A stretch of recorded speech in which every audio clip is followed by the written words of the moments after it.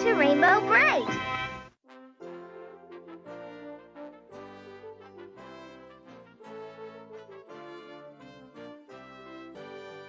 Welcome to BriteCast. Thank you for downloading. This is Renee Stowe of rainbowbrite.co.uk. And I'm Katie Carty-Hiley of rainbowbrite.net. Thank you for downloading the Rainbow Brite podcast. We are glad that you decided to tune in again. This is the December 2013 episode, and we are hoping to bring you some holiday cheer. Yay! All right, so before we start with the holiday recap, let's go over a few things from our last episode. Our last episode was the Halloween recap, where we talked about our costumes and our holiday memories around trick-or-treating. And I created my own Rainbow Brite costume, which I wore to Yay! Disney World in Orlando, Florida. Yeah, how did that go? It was a big hit. It was awesome! Yes, my costume, which is just the 80s Rainbow Brite costume, but we increased the size for it to fit me. And then I made a removable Rainbow Brite belt, and I carried around a twink purse, and I had little star sprinkles in it, and anytime anyone would stop me, I would give them a little star sprinkle. That's awesome! Yes. I bet they loved it. Yes, I got away with getting a lot of candy, because that's the whole thing about making Dress so Scary Halloween, is you go in costume, and you get a little candy bag, and you can go trick-or-treating. Nice. And did a lot of people recognize who you were? Yes, I was actually very surprised. Mostly the older people, and actually several children knew who I was. Wicked. The parents more so recognized who I was, and I got a few shout outs from Disney employees and everything. And everyone was always coming up, making me feel really happy about my choice of costume. And then I had one woman walk up to me. She goes, "I know you. Who are you?" And I'm like, "Huh?" Because I didn't know who she was talking about. And like you or the costume? Exactly. And she goes, "Your costume. Who are you?" I'm like, "Oh, I'm Rainbow Brite." "Ah, okay. Thanks." And then walked off. I'm like, "Okay." That's hilarious. By the end of the night, I saw lots of Disney costumes, because being at Disney World, a lot of people want to dress as Disney characters.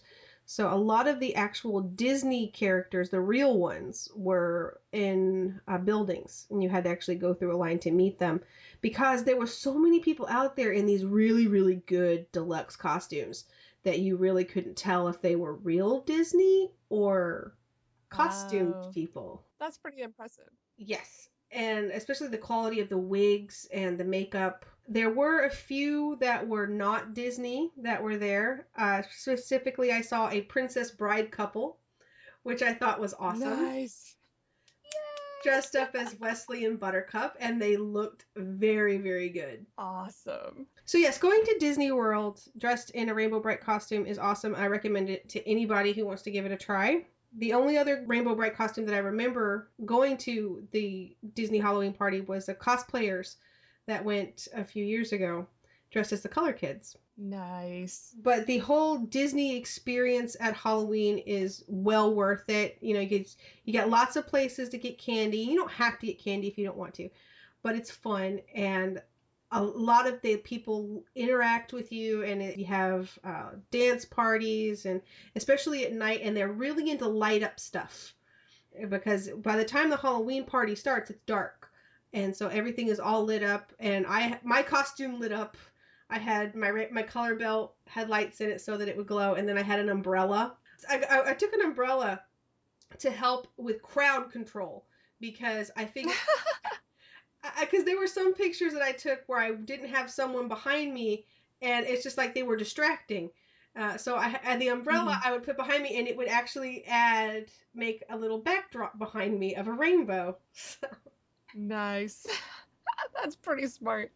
But next time I do it, I gotta get a smaller umbrella, because that one was kind of huge, and I kept worried about bumping into people. Gotcha. But I love the fact that my costume inspired you to dress up for Halloween. Haha. It did. Well, okay. So I saw your pictures, and then we were talking about it on the podcast last time, and I was getting all nostalgic and was like, I haven't dressed as Rainbow Brite for Halloween in several years. Maybe it's time. But obviously I didn't have time to come up with a new costume. So I just pulled out the one I had from 2003 And I just changed instead of wearing the armbands, I just had some rainbow gloves, basically. But the rest of it was the same costume from 2003. Even with the old belt that I made out of that foam stuff, it's still holding together really well. So I just put it on to hand out candy at the house, and it was a lot of fun, actually.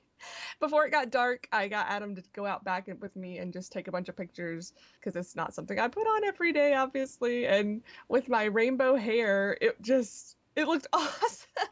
I put it up in the little side ponytail and just let the rainbow hang down over my shoulder, and it really set the costume off pretty well. And it still fit, so that made me happy too. I think the costume itself reminded me a lot of Rainbow Dash from My Little Pony. Even the color Yeah, I could see belts. that. If you changed the star to like a little white cloud, I was thinking it would be like a little Rainbow Dash symbol, and it would look so It cool. probably would, actually.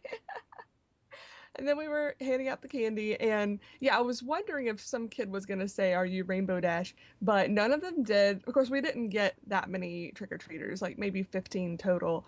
And the only comment I got was, "Are you Rainbow Girl?" And I was like, "Well, yeah," basically. But I did go on to tell them that actually I'm this character from when I was their age called Rainbow Brite. And there were actually a couple of kids that have heard of her. So I was really impressed by that. But they liked it. They just thought it was cool that I dressed up, period. Because I'm sure a lot of adults that don't have kids were just like, take some candy. Or, there's some people that just put the bowl out on the porch and don't even open the door. I like to actually see the kids. That's most of the fun for me. Oh And I yes. didn't see. I'm trying to think. I think I did see a Ninja Turtle, but I Yay! don't believe there were any other 80s cartoon costumes I saw, sadly. My thing, I always feel awkward. I haven't given out candy in several years because where I live, there we just don't get many trick or treaters out here. But when I used to live in a neighborhood that would get some trick or treaters, my thing was going to the little ones and go, "What do you say?" And they wouldn't say anything because you're supposed to say trick or treat, Yep. and they wouldn't say it, and I felt so bad. I thought the cutest one was the one when I said, "What do you say?" She goes, "Please." I was like, "Oh God, just take the whole bowl. Oh, It's priceless." that is adorable. We also had some fun this year because Adam strung up a bunch of LED lights on or under our porch, I guess you should say. And then programmed them to do these funky animations. So it was like glowing red, and then it would do kind of a lightning effect where it would just do flashes of bright white every now and then. I think he did orange too, but it would just go through this whole routine. That's not the word, but you know what I mean. So it would do the creepy red for a while, and then it would do just bright orange, and then it would do the lightning, and it would start all over. I just wish we'd had time to put some sound effects with it, because that would have been really cool, just to have like creepy thunder booming and such.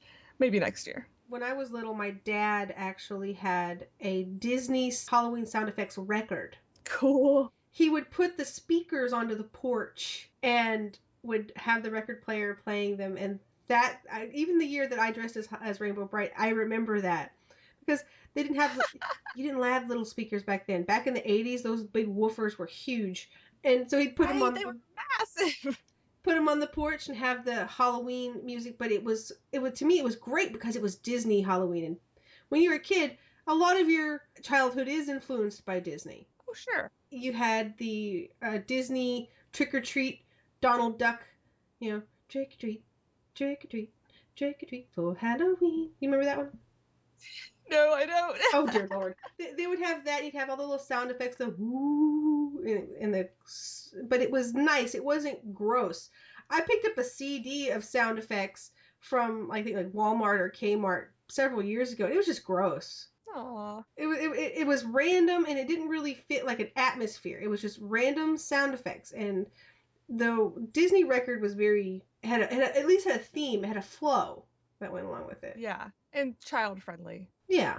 Not gonna have like zombie noises to scare the kids and they go running down the lane. Anyway, that was nearly completely off topic, but Oh, not too much. But before we move on to other things, speaking of costumes, and one other thing that happened this year, it actually happened on Thanksgiving or the day after, but because it's costume related. We'll stick it in with Halloween. I told you guys about my old 80s costume that my mom made when I was 6. Well, I still had it. I went through my bins and pulled it out and actually took it down to my brother's house because we were celebrating Thanksgiving with them this year. And I got my 6-year-old niece to put it on. Yay! And it looks so cute on her. Oh my gosh. I was freaking out. The only part she didn't want to wear was the wig. But I could kind of understand. She just was like, do I have to put that on? I'm like, nah, you're good. It's all good. But yeah, she put it on and she was like looking in the mirror and posing and she was just having a ball. So I followed her around the house taking pictures and then I took her outside and took some more pictures and went to the backyard and took some more pictures. So yeah, I was her little paparazzi for about an hour. And she was really good. She was careful with it. She didn't get any dirt on it or anything, even though she wanted to go down the slide. Now I had to draw the line there. Aww. Like, but everything else, yeah. And I did take it home with me, though. Not that I don't trust her. It's just they're in the process of possibly moving soon. And I know things can get lost in the shuffle when all that's going on. So now I've got it here. And I did notice a few dirty spots on it. So I'm either going to have it dry cleaned or just try to spot clean those few little areas. And then I'm looking to get a mannequin child size to put it on so I can actually display it in my rainbow museum. Yay. And what did your mom think of seeing that? Oh, she loved it. She was a little busy with my nephew, Lucas. At the time, he was getting her attention, I think, to do with his skateboard that he had just gotten from us or something. But she did at least have a few moments to just stand and gaze and enjoy it. And I'm pretty sure I definitely told Edie, you know, my niece and nephew call my mom Grandberry. Her name is Sherry, so it kind of rhymes, I guess. But yeah, but I made sure that Edie knew that Grandberry made this costume. So I think that made her appreciate it even more. And then, yeah, mom seeing it on now, a grandchild, I think that just totally warmed her heart too. Now your brother needs to find a costume that he wore, just if he still has one, and put his son in it. Right. Yeah. I don't know if he has any of his old costumes. I wonder. Huh. Well, he had that one from the birthday, the little hat, because there was the bat face. No. The cowboy hat, because there was the whole thing that you posted a few years ago with a cake, and you were trying to duplicate a cake. Oh, right. That was at Easter. Yeah. Yes. And I did duplicate those pictures with his son. It wasn't quite the same hat, but it was close. It's the thought that counts. Yeah. But I do remember my mom made him this bat, I guess you call it a mask, but it was this big cloth thing and it made his face into a bat. And I hope he at least still has that. So if he could put that on Lucas, that would be good enough. Yeah, because he's older than you by how many years? 3. Yep. Yeah, so he might not have as much stuff. Yeah. Who knows? Boys aren't as nostalgic. No, I can't say that. I was gonna say boys are not as nostalgic as girls. Bull crap. Because Robot Chicken did that one episode of 80s girl toys, and it talks about how boys would keep their action figures, but girl toys ended up being thrown off into the wasteland or whatnot. Aww. That's not entirely true. Well, this was Rainbow Brite related, because this actually had a Rainbow Brite clip in it. Gotcha. From this episode, but it talked about how girls don't care for their toys into adulthood, and I was like, well, we're the exception to the rule. Cause yes, we are. We do. It's probably also that boy toys are just plastic figures, whereas girl toys are plush, so they get dirtier easier, they get messed up easier, they lose their clothes. Oh, God. You know, an armored figure can't lose his armor because it's stuck to him. I agree. So yeah, but yeah, we're definitely the exception. Yes. Well, I think that Edie looked extremely adorable in the Rainbow Brite costume, and hopefully one of these days she will want one of her own. Does she have one? Yes. I gave her one of the, I don't know what brand it was. I guess this was a couple years back. They came out with a child-sized one. I guess it was an official one. Yeah, it was the deluxe costume with the foam. Yeah, that one. I don't remember what company made it. But yeah, I had given her one of those a few years back, but she may have outgrown it by now. And it wasn't that great quality, sadly. Yeah, not like the homemade ones our mommy makes. Yeah. So maybe Mom will make her a new one for next year or something. That would be awesome. Totally. And again, with the holiday talking, we've gone through Halloween, and now we're going into Thanksgiving. And I don't know about you, but thinking about Thanksgiving reminds me of the Macy's Thanksgiving Day Parade and the fact that Rainbow Brite was actually in 2 of them. Yay! Masters of the Universe had more. I'm thinking Masters of the Universe was in the parade for, I think, maybe 3 or 4 years. But Rainbow Brite was I in there believe it. twice. That's In fantastic. in 1984, the Rainbow Brite character was on the rocking horse. Now, the rocking horse is a float that goes through the parade every year. And a lot of people think, oh, is it Starlight? No, no, no. It's just the rocking horse. And they actually have it in the parades now. I noticed it. Cool. I noticed it in the parade last year that they had the rocking horse. I didn't catch this year's because I was busy with Thanksgiving. Mm-hmm. But it's a cute little float. And the biggest one was in 1985, along with the release of the Rainbow Brite and Star Stealer feature film. They had a huge Rainbow Brite dedicated float, and she even performed a song. Cool. Now, at the time that this actually aired, I didn't know about this. I actually discovered this later, and I was able to hunt down the tapes, and they are on YouTube if you want to see them. I'll try to put some clips into the episode of BriteCast so that you can see at least some of it, because the Rainbow Brite and Me song is rather long. It's awesome. I'm so thankful that you were able to find those and digitize them. So now we have them forever. Because I don't remember watching them or seeing them as kids. Or, I mean, I probably did because I remember Thanksgiving a lot of times we would spend at my grandmother's house and we would watch the parade. And I think there was also like a Christmas parade.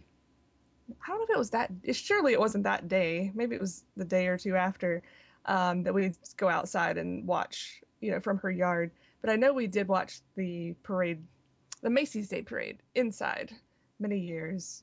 But it definitely wasn't anything that stuck in my head. So it's possible I was off eating when the Rainbow Brite thing happened and just missed it. But yeah, when you put that up, I was just like, OMG, that's the coolest thing ever. And tell everybody what you found out about the group that performed that number.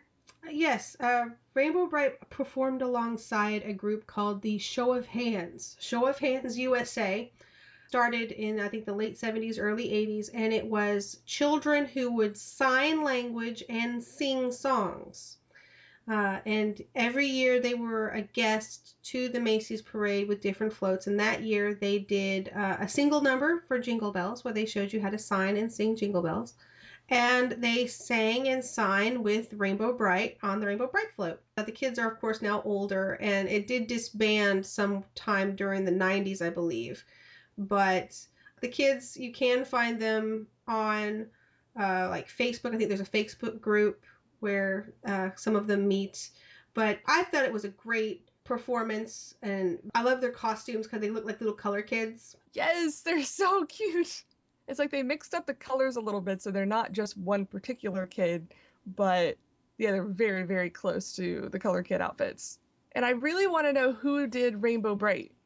Yeah, Gary Friedman was a photographer that actually would travel with the group, and he took lots of photos during that time, and he took several behind the scenes photos, which were stuff that we never saw, and some of them were the costumed character of Rainbow Brite, but we don't know who it was, and we don't know if she sang the song, because it wasn't Bettina. That wasn't Bettina's voice. Right. It was the exact same song, The Rainbow Brite and Me, from the end of Star Stealer, but they changed that one line in the high notes where I'm trying to remember what the original lyrics are now. Let's see here. Yeah, World of Friends, a world that's filled with love she sends. Right. Yeah. But in the parade version, she sings Rainbow Friends that come your way, especially this Thanksgiving Day. Mm-hmm. And it's really cute. And whoever sang it did a really excellent job. Had a voice very similar to Bettina's and hit all the notes, really well. Well, because in the closing credits of Rainbow Brite and Me, it wasn't sung by Rainbow Brite. So this one is supposed to be sung by Rainbow Brite to the Thanksgiving crowd, which I thought was cool. Yeah, I love that. So maybe someone listening will know who it was and they can tell Yeah. us. Or if you're part of a show of hands and you want to give us a quick little shout out, please feel free to contact us. We really do appreciate Yeah, all your hard work and being a part of our childhood. absolutely. I will go ahead and do a quick little shout out to Gary again for archiving all those wonderful photos, things that we would never have seen otherwise. It's just brilliant. The float, the kids, the dancing, and the costumed characters. I love the fact that you actually got a picture of a puppy Brite. And that puppy Brite is huge. It's Yes. huge. It's like taller than the kids. I assume maybe it was supposed to be part of the parade, but because it rained that day, they didn't put it in. But there's photos of it. Oh, that would make sense. Yeah, we'll have to include that in the video because people need to see this humongous puppy Brite, and I really want to know what happened to him because I want him bad. Not that I would have a place to put him because he's so big, but I would make a place. I wonder what happened to a lot of those characters because they had lots of sprites, and of course they had the rainbow. The rainbow Brite costumes show up occasionally. The one that was in the parade, I'm thinking was different because I'm thinking was like the one from the live action tapes because she could blink Ah, and move her mouth, where the ones that I think went for store greetings couldn't. That's something we could probably go into when I do a little bit more research on that and we do the live action specials.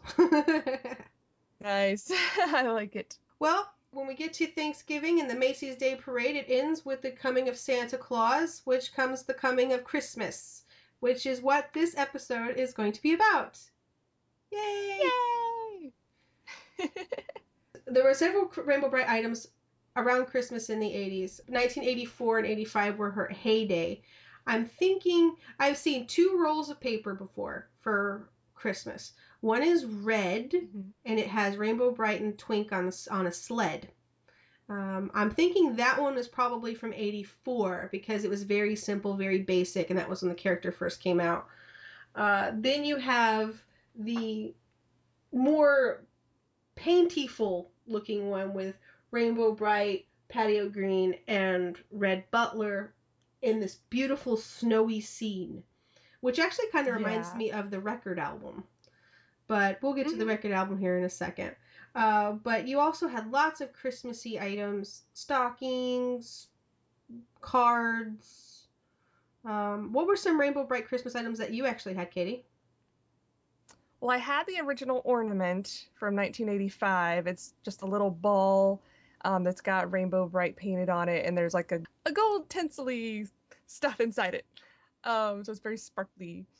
And I still have it, actually, after all these years. Thankfully, it never broke, because it definitely is a breakable item. And I see those pop up on eBay pretty often, so I think a lot of people had them that survived till this day, so that makes me really happy. But I think that may have been the only item I had when I was a child. So since then, I've gotten the new ornament from, was it 2004? Mm-hmm. The Rainbow Brite Starlight and Twink. Yes. And then, of course, the one that has come out this year. And there are also advent calendars in the 80s. And there are 2 different, well, technically 3 different styles. I have one of them. And then I've got pictures of another that I can't quite tell if it's the same one and it's just different on each side, or if it's 2 different advent calendars. But there's 2 different images, and it almost looks reversible. Like one side would have one calendar, and then if you just flip it over, the other side is another. But if one of you has one, maybe you could tell us if it's 2 different ones or just a reversible one. But those are like the miscellaneous items that we know about. There were the three different stockings, and I checked to see which one I had, and mine's the one with the sprites singing. They're like Christmas caroling. I have Sprite's Christmas Caroling, and I have Rainbow Brite with a Twink and the Santa hat. Nice. Which the Rainbow Brite with the Twink with the Santa hat is a print that is available from Zazzle. So you can actually get that image on, a myriad of different items and for Christmas. You can get them on stickers, cards, stamps, have some fun with it. And it's official, technically. It is, actually. Yeah, the Zazzle stuff is interesting as far as collecting goes, because you could never have every single combination on every single item. So I don't necessarily consider them on par with the rest of the collectibles, but they're still official items. So they're really cool. I Cool to had have. a goal that I wanted to do with the Zazzle prints that I haven't been able to achieve yet because lately I've actually been just extremely busy and I haven't had time to actually sit down and draw. But I was thinking of doing the ugly sweaters and doing one in like I guess white, do a little pattern, almost 8-bit look, and do kind of Christmassy images in white. And then what you can do is you can get a shirt pattern from Zazzle, and then you can actually upload another image with it and put that as the background, and then have the Rainbow Brite one in front, and then make yourself your own ugly Christmas sweater.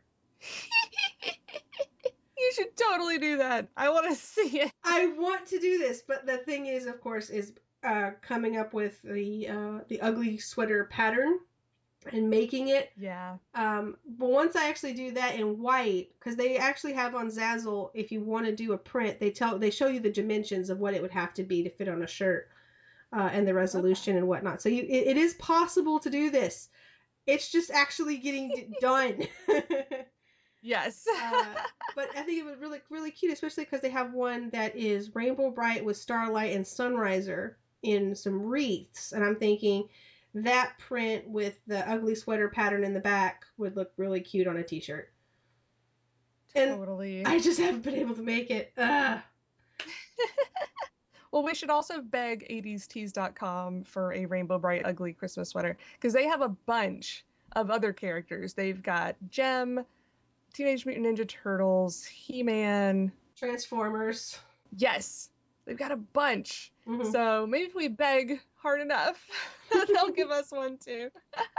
The one thing about the Rainbow Brite pattern that I really do enjoy, and it's in a lot of the pictures that from the 80s, is that they altered the Rainbow Brite image to put Holly in her little hair bow, which I think is cute. Yes, it's adorable. So the only American Rainbow Brite Christmas story we got, and it's not even a story, but it's a book, is the Rainbow Brite A Christmas Special sticker stamp book. So it's got some stickers in it. Well, sticker stamp. You could call them either thing. They're like the lickable kind, right? Yeah. You lick them and they stick to something. But it's got a lot of just adorable pictures. It's like a coloring book, basically, and little activities in there. But they're all Christmas related. A bunch of new artwork that we had not seen before. Mm-hmm. And I don't think we've seen in anything else, actually, a lot of this. And it's just adorable. I wish they had done more things like this. Yeah, especially around the holidays, because the holidays come around every year. So usually it's something that will resurface every year. You know, because you see the Charlie Brown Christmas special every year, and that's been around since the 60s, 50s, or something like that. Right? That is true, yeah. They should have given us more. But yeah, Rainbow Brite had that cute little activity book, which, you know, I guess it's cute as a little stocking stuffer. Yeah. But yeah, you can actually download the holiday sticker stamp book from rainbowbrite.co.uk. You have the scans of the stickers themselves, which are color, and then, of course, the coloring pages so that you can color in the pictures. And then overseas, over in Europe, they got a few Christmas things that we did not. Mm-hmm. First of all was a book in France called, I'm going to butcher this title because I don't speak French, but it's something along the lines of La Visite du Père Noël. It's the visit of Santa Claus. Yeah, that's pretty easy to figure out what that one means. But it's actually a pretty long book. Like, this is definitely higher reading level than you would expect from a Rainbow Brite book, considering what we got over here in America. Ours were just mostly pictures with a little bit of text. This is like a tiny novel for a third grader or something, you know. It's pretty fantastic for French people, but I can't read French, so what I did to figure out what it meant was go through and look at the pictures. And let me tell you the story of the visit of Santa Claus in picture form, because it's hysterical, and I know it's wrong, but this is the story. We start off on Earth, where it is snowing, and children are sad because Santa has not come. And there's all these decorations in the town square. Some people are happy, some people are not.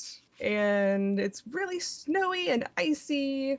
And people are like, where is Santa? And then it cuts to a forest scene where you see footprints in the snow and all of the forest animals looking bewildered. And lo and behold, there is Santa Claus and a few of his reindeer crashed in the forest. Now, I can't tell you how they crashed. I don't know if it's the sleigh that got messed up or they lost some reindeer.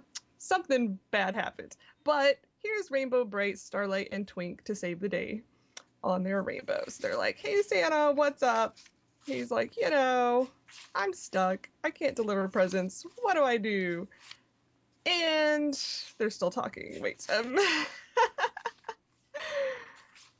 Okay, so Santa decides to go to Rainbow Land. So they hitch up Starlight to the sleigh. So he's like taking over Rudolph's job this year, apparently. There's only like 2 or 3 other reindeer with him, so he's probably doing most of the pulling. And then there's Rainbow Brite sitting in the sleigh with Santa, which is actually pretty cute. And then here is Rainbow Land, and there's Twink talking to a bird, or probably not talking to it, but you know what I mean. It looks all springtime and pretty, like it always does in Rainbow Land. And there's Rainbow and Santa still on their sleigh on the rainbow, and the clouds are getting dark around them. Looks pretty ominous. That's another cool thing about this book. There's a few color pictures, and then the rest are just black and white. Mm-hmm. But the color ones are really well done, actually. And they were drawn really well, too. I mean, this is really nice Rainbow Brite pictures. It almost looks like it was made here in the States, but really good artist. Absolutely.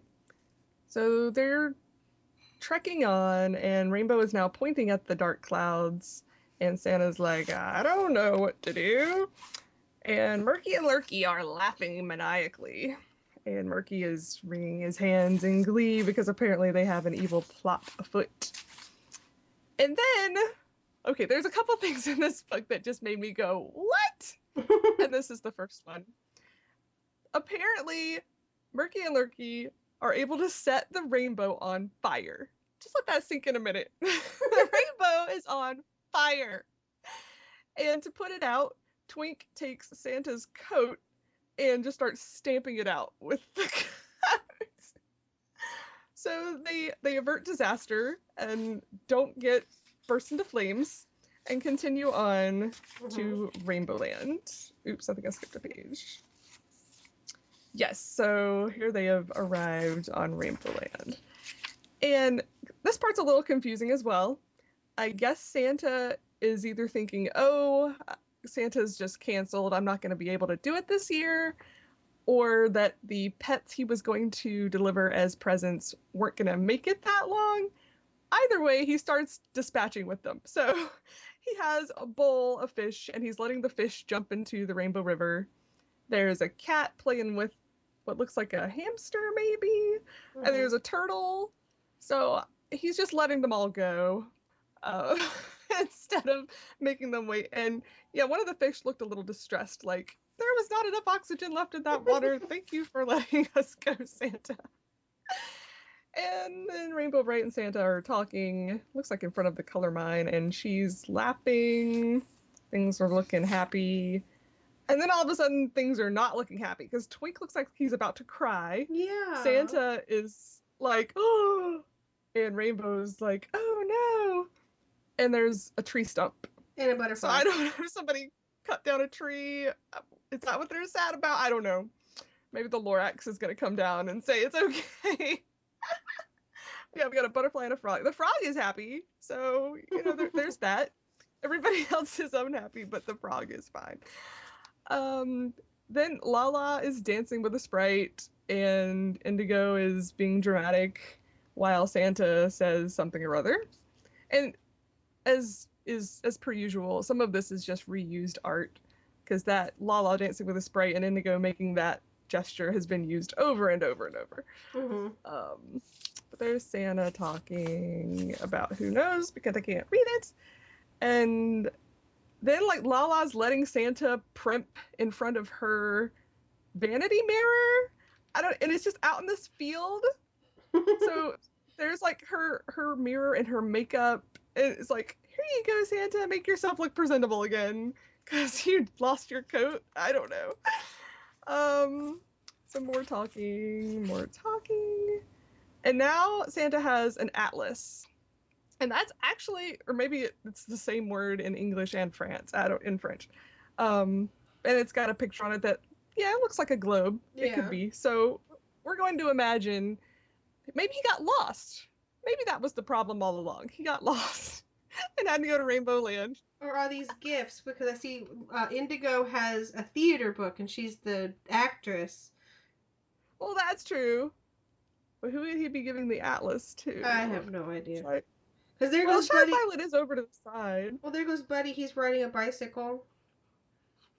Yeah, he's like, see you later, suckers. I'm out. So maybe it's going to Red Butler. Red Butler looks a little excited about the atlas. I don't know. But yeah, you're right. He's probably passing out presents to the color kids. So, they get them first. Poor little earthlings. For helping, I guess. And then, yeah. And then he's talking to his sprite again. And now Rainbow Brite is magicking his sack of toys. So I don't know if she is making them colorful again. You know, maybe Murky and Lurky took all the color out of the presents. Mm-hmm. Maybe that was part of the problem. While they were distracted with the fire, they took the color out of all the gifts. So Rainbow Brite's fixing that, and Santa looks very happy about it. And now they're taking off again. They're leaving Rainbow Land, but Rainbow Brite is still in the sleigh with Santa. And the color kids are waving happily. So Merry Christmas. Have fun. Okay, and this is the other part that made me go, what? So there's Rainbow Santa and Twink in the sleigh. And all of a sudden above them, hanging out of the clouds, is a cage of rabid dogs. Yeah, you heard that right. A cage of rabid dogs. Because they're like growling and there's spit coming out of their mouths and they look very angry and vicious. And Santa and Rainbow and Twink are like, ooh. And the reindeers are like, don't let them at me. So that happens. And then we find out in the next chapter, of course it was Murky and Lurky for doing this. But interesting enough, in France, apparently, Murky and Lurky can walk on clouds. Because why not? Maybe that's their Christmas power. They team up with Stormy and they get to walk on clouds. So it was Lurky that was lowering this cage of rabid dogs through the clouds. But now Murky is unhappy. So something obviously went wrong with their plan. Nobody got eaten by dogs. And then there goes the sleigh off into the night. So here we are back in the forest. And apparently either Rainbow used some magic or Santa did, but somehow the dogs are now happy dogs. They are not rabid and growling and vicious anymore. And they just released them into the woods. It's like, okay, dogs, take care. Go fend for yourselves. We're not going to give you to anybody as presents because you're not cute little puppies. So there go the dogs. And the end. So apparently Christmas was saved somehow by Rainbow Brite and the others. But we're going to leave it to your imagination to fill in the blanks. Unless you can read French. We're going to be a little bit lost until we figure that out. But I believe Renee and I both have friends that speak French. Yes. So we're going to try to take this with us to one of these people and just let them read through it and summarize and fill in the blanks that we couldn't deduce from the pictures, and we'll let you know the full story when we know it. Yeah, that might be a special for next year. Actually, yeah, that's a really good idea. Or we could just have somebody read it in French, because we probably do have some French fans out there that would appreciate it and probably don't have a copy of the book or lost it years ago, etc. But then, yeah, we need a French an English telling of it as well. So Okay. unless it is revealed in that French book that we can't understand, except for the pictures, and from that book, just from the pictures, it doesn't look like Rainbow is so surprised to see Santa in the woods. Like, who are you? But it could be. I don't know. Maybe it is explained in there how Christmas comes to Rainbow Land. But because we've got the sticker book from the 80s and we've got the Rainbow Bright Saves Christmas, we know that they celebrate it, but we don't know when that began because Christmas is an Earth holiday. And when did they start celebrating it in Rainbow Land? Because the He-Man and She-Ra Christmas special, in this Christmas special, they explain exactly how it came to be celebrated on Eternia, because Adam's mother, Queen Marlena, is an Earthling, and Orko is sent to Earth accidentally, and he meets these children, and they tell him the Christmas story, and then they come back to Eternia with him, and chaos ensues. But in the end, everyone is told about Christmas, and they get in the Christmas spirit, and they decorate, and they have a big party, and etc. But so, like, I wonder if Brian told her about it. You know, she was coming to Earth to make the winter go away or something, or when fall was coming and she was making the leaves turn pretty colors. Did he tell her about Christmas? I don't know. What is your theory? Well, my theory is seasons, because Rainbow and Stormy have this seasonal relationship. So they're kind of like bringers of seasons. She brings spring, Stormy brings winter. Mm-hmm. And maybe it's part of Stormy. I don't know. Maybe. So Stormy is really an elf. Yes! They're all elves to me. I'm sorry. She's a timeless little sprite. I love her. Yes, absolutely. And then France wasn't the only country that got something Christmassy, Rainbow Bright that we did not. So did Germany, of course, because Germany gets everything. And they got a couple of story tapes, like the one that we talked about in the mini-cast that just came out recently. Yes. Believe these were the last two stories, actually. And I do speak a tiny bit of German, so I can probably tell you the titles without butchering them. One is Rainbow Bright und der Weihnachtsmann, which is the Christmas man, I believe. I'm saying that now, I'm like, is it? I'm pretty sure that's right. So that would be Santa Claus, I guess. And the other is Rainbow Bright and the Weihnachtsgeschenke, which is the Christmas presents. And the images on the front are really cute. For the Weihnachtsmann, it's just a couple of sprites. Looks like Romeo and what's the girl yellow one? Is that Merrily or Spritzy? I'm confused. I don't know. But we have to look this stuff up too. We can't store it all in our brains. We had the Rainbow Bright tapes. They had a couple of German stories in for Christmas, though we're not exactly sure what the plots were. Again, this is probably going to be something we'll have to go over when we do the mini-cast story readings. But we can at least give you a really bad Google translation of the description. Some Christmas humor. The Christmas Eve breaks when Regina Rainbow, which of course in German it's Regina Regenbogen, which is Rainbow Bright in German. That says, so the gist of it is Rainbow Bright on Christmas Eve is interrupted when Rainbow Bright and her friends have a nasty surprise. Santa Claus has no desire to go to the children in order to please with gifts, which is water to Grumble, to Grumble Grim's salmonella. I don't know what this is.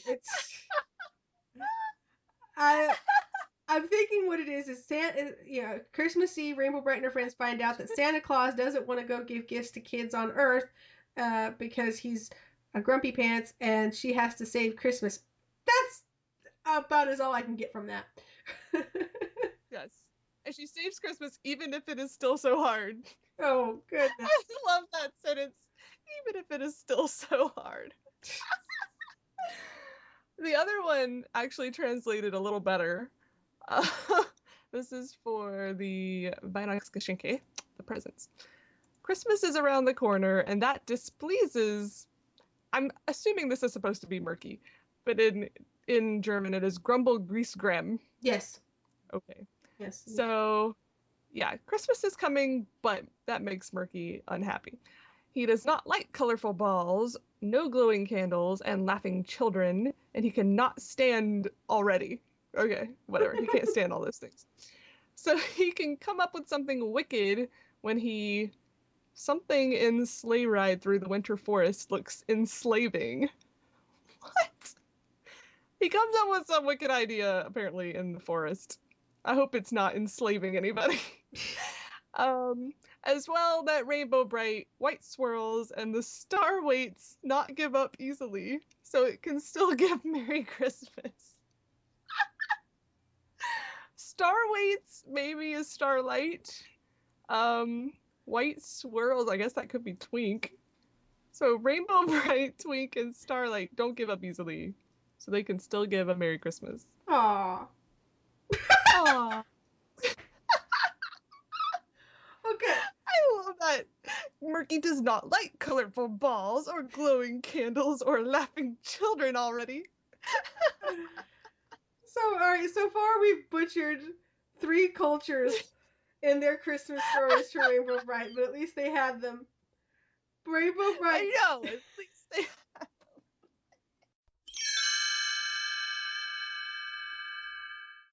The Rainbow Brite German tape descriptions from our resident German speaker, Sunspire.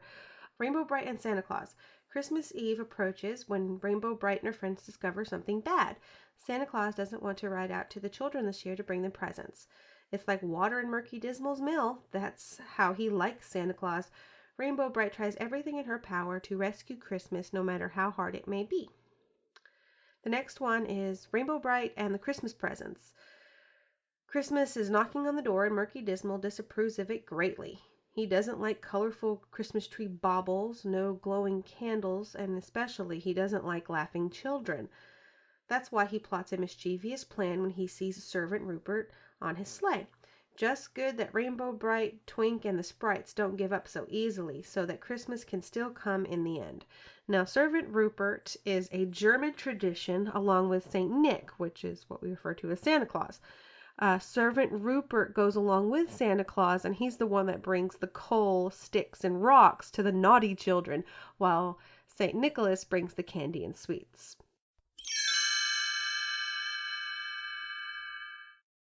In 2004, Rainbow Brite did get her own American story. Finally. Released by Scholastic when they did the Rainbow Brite relaunch in 2004. It's Rainbow Brite Saves Christmas.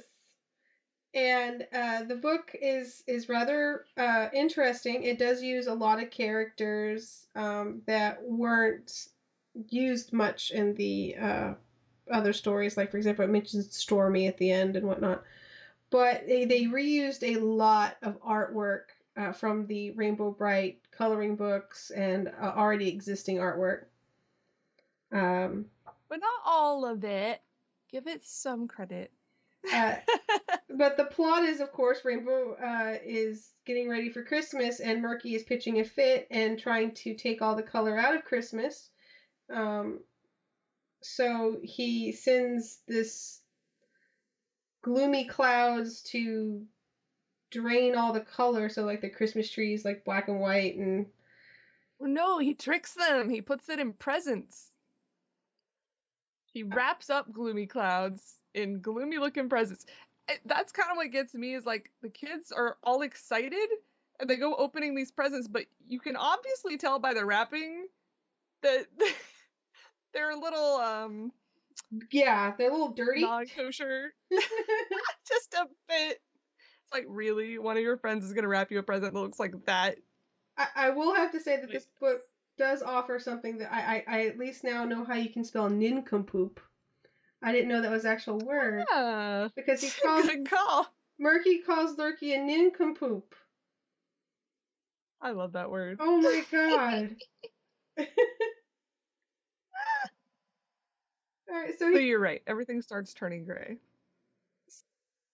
Well, the color kids are all murked out because they get the clouds over their heads, so they don't care anymore. So they close the mine and they say Christmas is canceled. It's all very dramatic. Mm-hmm. But I guess Rainbow Bright and Twink were off doing something else when all of this happened, so they didn't get murked.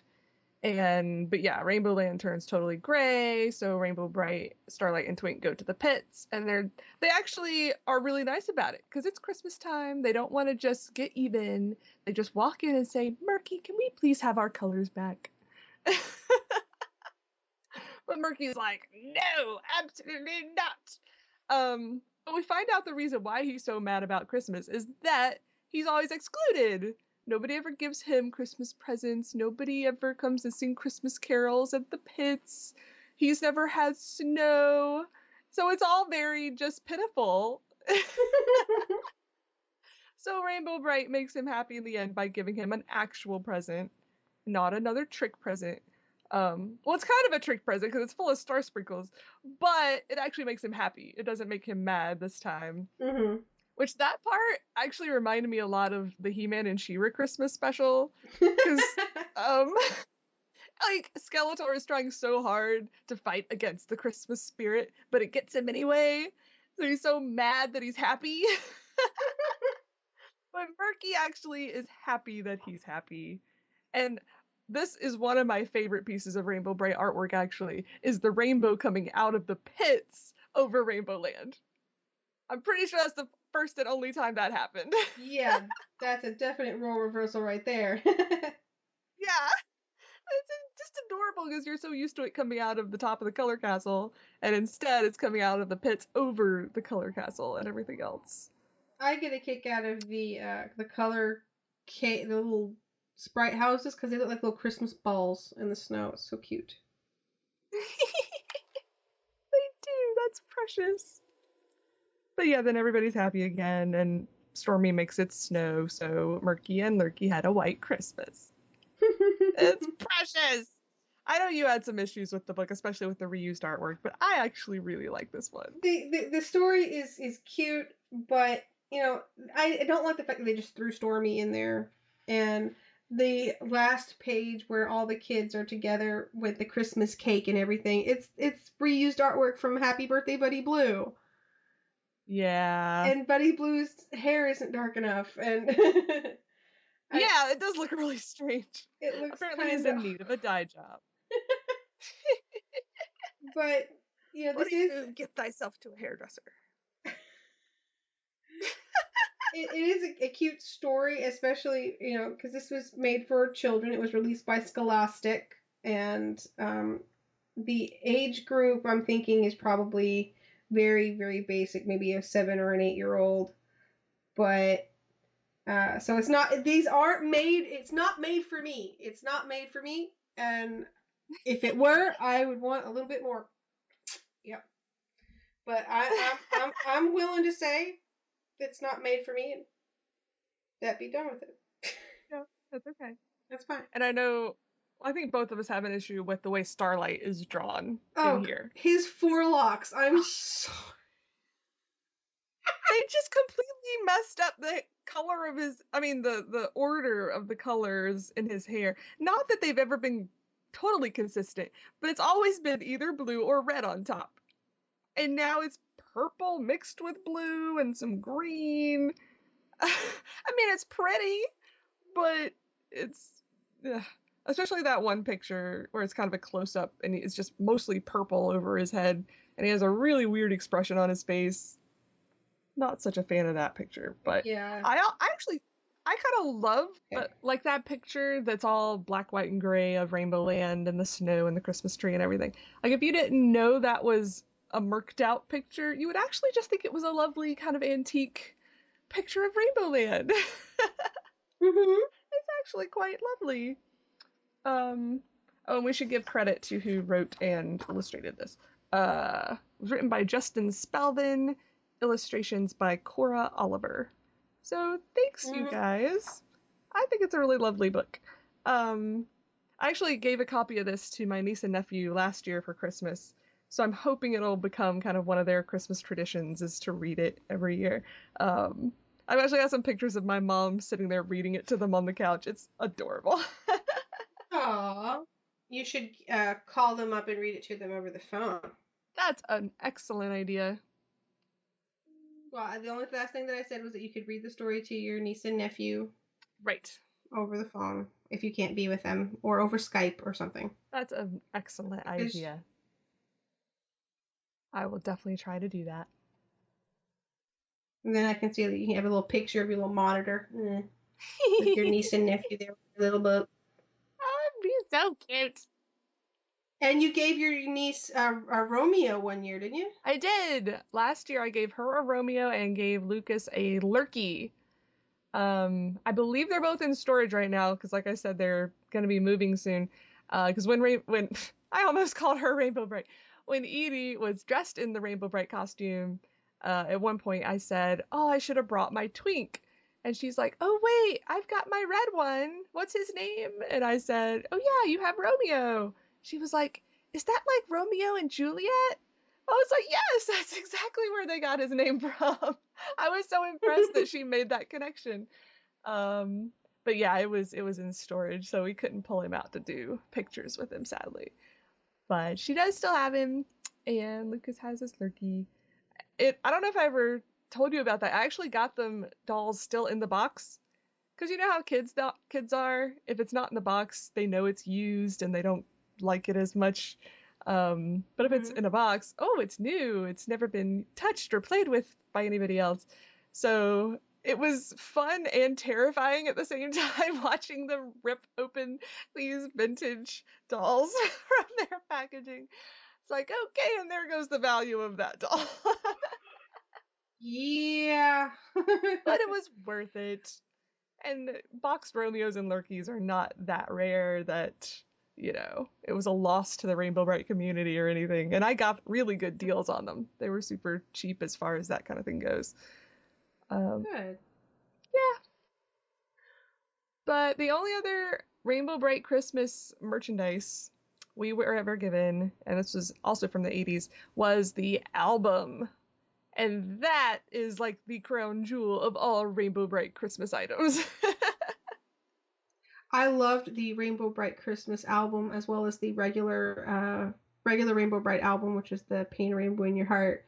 I loved both of those again because they used the original voice actors, and as a kid, that meant a lot to me. Yeah. Because I had storybooks on tape and stuff where you'd go and it wasn't the TV show, because you watch the TV show and the specials and you know those voices, and to not have them in the music was, I understood that.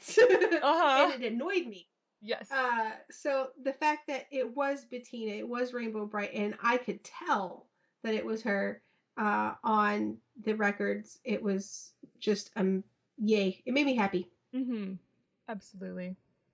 And the Christmas album, like Paint a Rainbow, was also released on audio tape or cassette tape, as well as vinyl. Mm-hmm. And what about you? I did not have a copy as a child. As a child, I did not have a copy either. Yeah. Yeah. So that was probably one of the earlier things that I collected, but I had the Paint a Rainbow in Your Heart from childhood.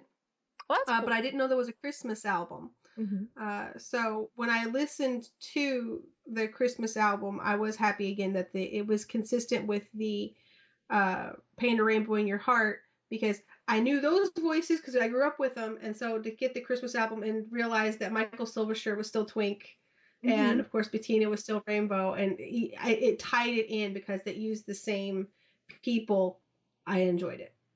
Awesome. So I still had it. And the Christmas album now is something I listen to every year. I don't know about you. Oh, yes. It's on my phone. I have it in my MP3 player. Every Christmas, I listen to my Rainbow Brite Christmas album, except for there's like a couple songs on there that's like, eh. Like Christmas in the Pits. No, I don't mind Christmas in the Pits because it's somewhat funny. But the more traditional stuff, sometimes it's like, as you hear that over and over again, like, we wish you a Merry Christmas. Wish you a Merry Christmas. That's what I love, is that they took, or at least with most of them, they took a traditional Christmas song and then changed it up with different lyrics. So that made me happy. Not all of them, but yeah, some. And then there's the few originals, Gift of Love and Christmas in the Pits. Mm-hmm.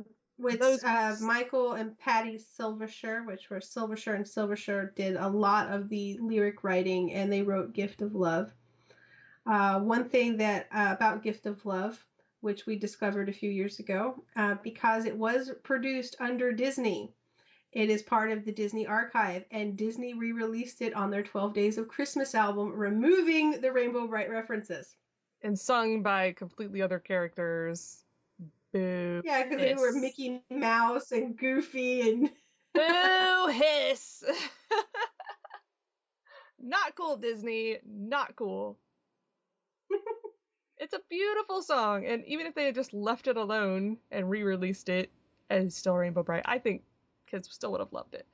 But I guess I can see wanting to reuse it because yeah, it was original, and yeah, it's a gorgeous song, and most people don't know about it anymore, sadly. But still, boo hiss. Yeah, it was very much a specific Rainbow song because it goes, it's a gift of love, a rainbow above. Yeah, and yes, you don't really hear rainbows in Christmas songs. You're right. There should be more rainbows in Christmas. They're on my tree. Yeah, right? But I even have people email me almost every year saying, oh, I'm so glad you have the Christmas album available for download because I used to listen to that all the time as a kid, but, I've lost the record or I don't have a record player anymore, etc. But now I can still make that a tradition going forward.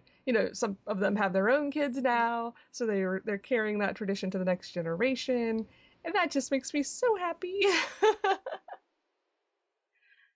And one thing I really did like about the Christmas album was Jingle Bells, because in the original lyric for Jingle Bells, it mentions a character called Fanny Brite, and they changed it to Rainbow Brite, which just was just brilliant to me. Totally. I love that. I always thought that was brilliant as well. That's true. The Rainbow Brite Christmas album, wonderful songs, great holiday tradition. Everyone should get a copy. Agreed. The Rainbow Brite Christmas album may not have been a part of our childhoods, but Rainbow Brite, of course, was. And I know in 1985, I received a lot of stuff for Rainbow Brite. What are some of the things that you got? Well, in 1984, I got my Romeo Sprite doll. And I only know that because I have pictures from Christmas morning and he is in them. I've got one picture where he's still in the box, and then obviously I ripped him out immediately, and then he's just sprawled all over the floor with everything else that I was going through that morning. And then 1985, I don't think I got any new dolls, but I had where did it go? I had a Rainbow Brite outfit, and it was a shirt that had Rainbow Brite writing Starlight over a rainbow. It was mostly white with a little bit of red on the sleeves, and it came with some red pants. And I was really proud of that outfit, so I was wearing that around on Christmas Day. But that's about it for me. Sadly, I got some on my birthdays, and then those couple of Christmases, and that was it for me as far as Rainbow Brite merchandise went as a kid. For me, 1985 was just plastered with Rainbow Brite. I loved it. It was my favorite Christmas. That was the year that the movie came out, and I remember wanting my parents to take me to it, and I went to it several times. Christmas morning, I was wearing my elf-made PJs because Santa Claus the movie, everything was stamped with elf-made, and it was that little reindeer in a circle. And so I had elf-made PJs. Nice. I loved that movie. And then I had, I remember falling asleep in front of the Christmas tree, but when children fall asleep in front of Christmas trees, they are in comas. Nothing was waking me up. I remember waking up to the soft glow of the Christmas tree, and then all of a sudden, there was a lot more stuff there than was there the night before, and I was just, yay! And hanging was was my stocking, which was, I had my regular stocking, which had my name on it, and then I had my Rainbow Brite stocking. I had a brand new Rainbow Brite Christmas stocking next to the tree, Nice. stuffed to the gills, both of them. So I ended up having 2 stockings to unstuff. It was really cool. And I had, that year, I got Baby Brite, Puppy Brite, and Patio Green, and Starlight. Nice. And my sister got Puppy Brite and Starlight, and she got Shy Violet. And like I mentioned in a previous podcast, I have all of them now. Mine. And I had the soap set. It was a bath set. I had a cheerleading set, which came with a baton and little pom-poms. I had, oh goodness. I remember at one point I had the color form set, but I don't remember if that came that Christmas. But it was a very happy Christmas for me. I absolutely loved that Christmas, and I love that Rainbow Brite was such a heavily influenced part of it, because it's something that I've kept with me ever since. Yeah, it's funny looking at my pictures because there's a bunch of My Little Pony stuff, there's a bunch of Care Bear stuff, and I still like both of those properties, but Rainbow Brite's definitely the one that took over and I related to the most, and obviously still love to this day. I just don't know why when I was smaller that wasn't as evident. I guess I wanted to give a little bit of love to all of them. I had some She-Ra figures, I got the Fright Zone. I liked a little bit of everything. Now For me, I guess, is I actually realized that between the two of us, it's almost like a role reversal. When I was a kid, I had lots of Rainbow Brite stuff. But when it came to things on television, I watched He-Man and Masters of the Universe. Mm-hmm. But I cannot remember a single episode. Huh. I watched that every day because, again, my dad had it on there. It was the only thing I thought was on TV. And I remember it. I remember the Orko bumpers because I loved Orko. Oh, yeah. And I remember seeing the Masters of the Universe movie in '87. And I remember going, where's Trapjaw? And I would think, well, is this person supposed to be this other character? And I knew all their names and I knew all this stuff. Ask me now, I know nothing. That's hilarious. It is weird because I'm sitting here going, ask me when I was 7, I knew absolutely every detail. Ask me now, I know Jack. It's bizarre. It's like this one part of my brain just like went to atrophy or whatever. Yeah. We pushed out He-Man for rainbows because, again, the rainbows are what stayed with me as I grew up. But He-Man was something from 1987 that I don't remember. Kind of like you. You were there, but you don't remember a single thing. Yep. Precisely. So it's role reversal for us here. That is hilarious. But if He-Man had to be pushed out by something, Rainbow Brite is the only acceptable answer. So you did good. Okay. I don't know if our listeners know, but I'm also a huge He-Man and She-Ra fan, and am part of Masters Cast, the He-Man and She-Ra podcast. Been doing that since 2006, I believe. But although obviously I love He-Man and She-Ra, Rainbow Brite is where my heart is. So I've got a little part of my office set aside for He-Man and She-Ra figures, but the whole entire rest of my collection rooms is Rainbow Brite. I feel old now. Right? Sadness. Like when I pulled that costume out and realized the thing was almost 30 years old, I just... I don't know, it did something to my brain and made me just feel ancient. Well, that was, at least the holidays is something. Technically, the holidays only come around once a year, so I can at least say I've had 32 so far, going on 33 happy Christmases.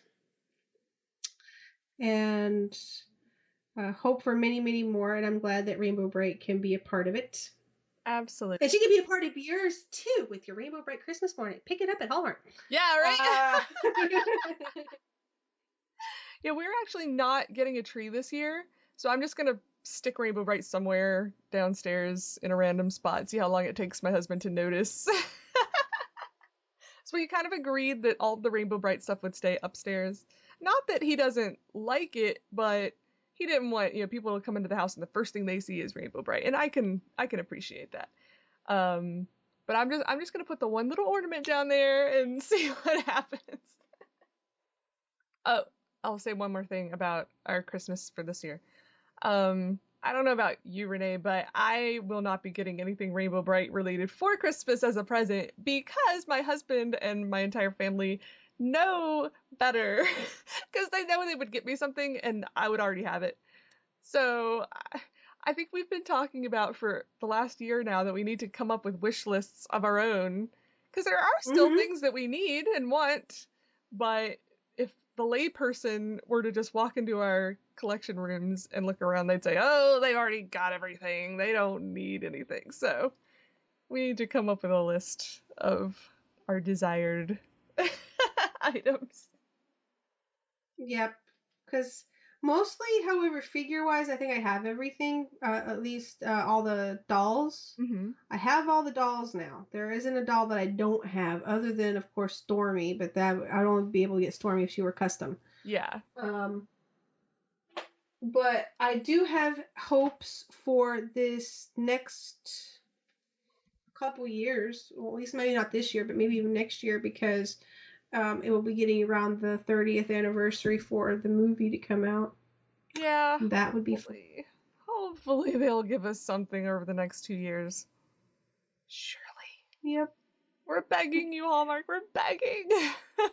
The only thing that I will say that I collect that is the stuff that you can't find, at least not readily available. So I like to collect promotional material, which is why I have, press kits and catalogs, that kind of stuff, because I get them mostly for the pictures, so I can get them out of the catalogs. Yeah. Because those were the production photos. And it's so hard to get a good photo of something. It's like, I could set up a light box and try to take it myself. Yeah. I've tried that. It's hard. Oh my word, it's hard. I'll get back to it eventually, but yeah, not right now. Yeah.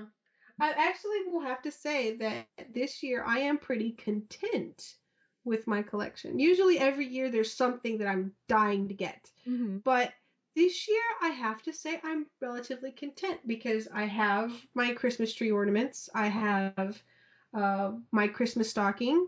I have I'm happy. I'm at a nice spot. Good. And so anything else at this point would probably be gravy. Nice.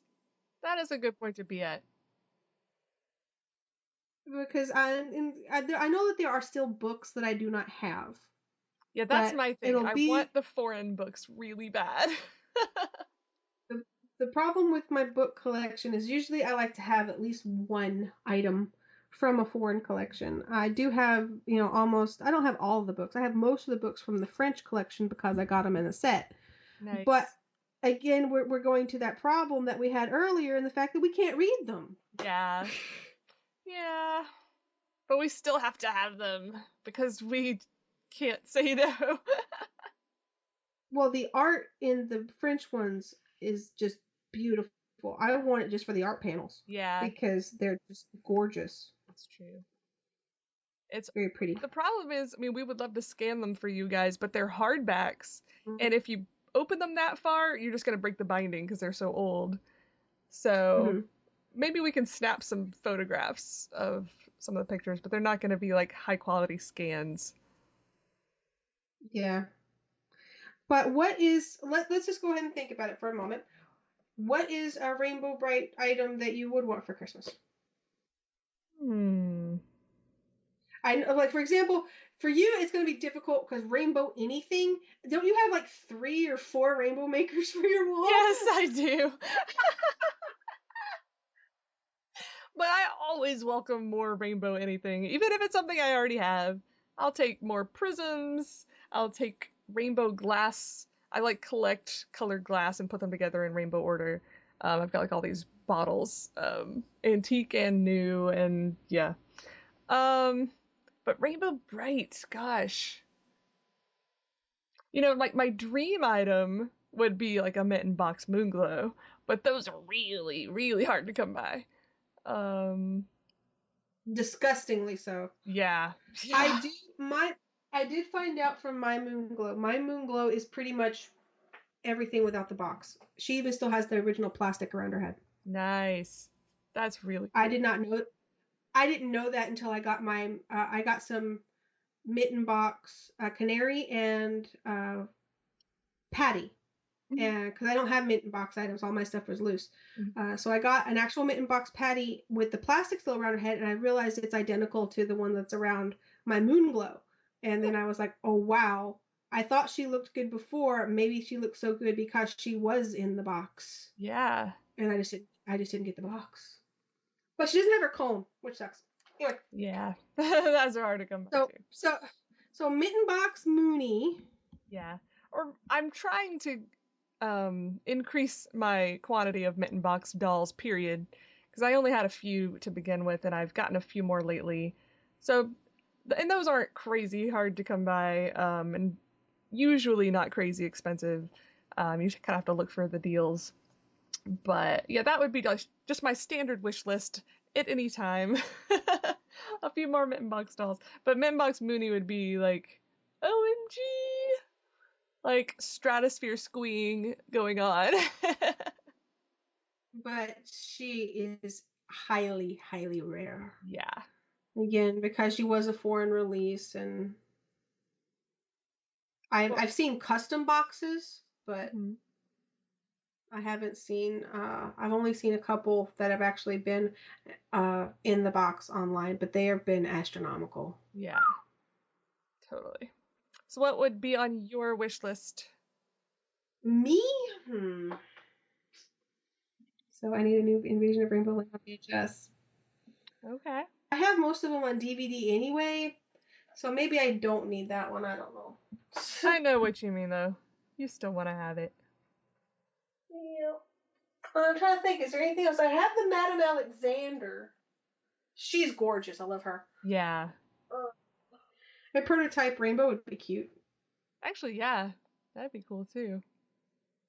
And I also want some more foreign Star Stealer VHSs. Because I've come across pictures of a Finnish one, what was it? I want to say it was Portuguese, maybe? Or... maybe it wasn't Portuguese. It was something from South America, not Portugal. It was something from South America. But it wasn't Brazil? just... Maybe. Oh, now I can't think what it was. If you live in any of these countries and there's stuff out there that are not on our websites or that we don't have, take a picture. Right? We want to see them. Please. One thing that I do want to go ahead and add for BriteCast is I want to actually try to have a question of the cast. Basically a question that we're going to ask you, and we want you to call in on our voicemail box and leave us a message. Yes. Previous message that we did receive an email, which I completely forgot about at the beginning of the cast. I'm sorry. That's okay. We could put it at the end. Quick shout out to Bailey for sending BriteCast a wonderful little email about her Rainbow Brite memories working in the fashion industry and her Rainbow Brite swimsuit. Yay! Thanks, Bailey. Yes, thank you very much for that email. It was very heartwarming and nostalgic, and we loved it. Yes, we did. But it is long, so we're not going to read it online.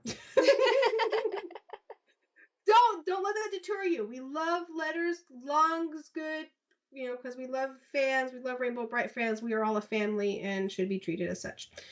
But if we want you to help participate in BriteCast, so if you would call the BriteCast voicemail number 702-900-7827. Or you can email us at brightcast@gmail.com. Question for the podcast: how do you think Christmas came to Rainbow Land? Yes. What is your theory of how and when they started celebrating Christmas? So we hope that you have had fun, and we will see you in our next episode. Until next time, Have a rainbow day! We wish you a Merry Christmas. We wish you a Merry Christmas. We wish you a Merry Christmas. And a rainbow New Year. I We screwed almost up. had it. You stopped. I screwed up! All right.